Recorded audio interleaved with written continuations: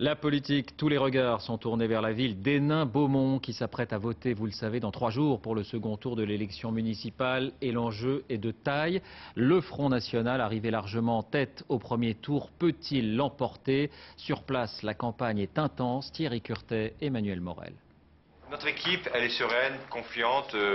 On ne va pas fanfaronner, mais... Aux côtés de Marine Le Pen, au milieu de ses militants, Steve Briois affiche une belle assurance. Près de 40% des voix au premier tour, le double de la première liste de gauche.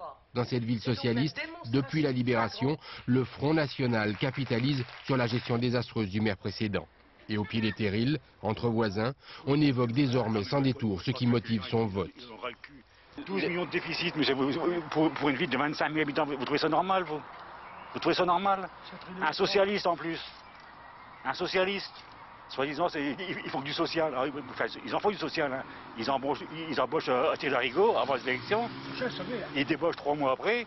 Il tient à nous montrer sa feuille d'impôts locaux. Ils ont flambé.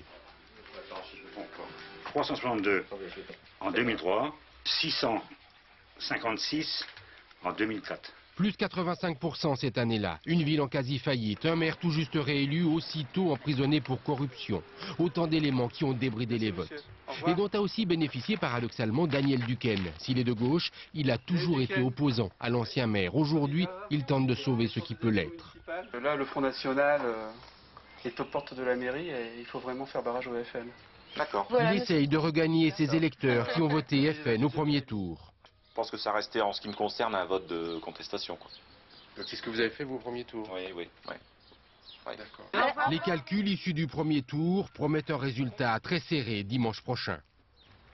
En bref, une visite surprise.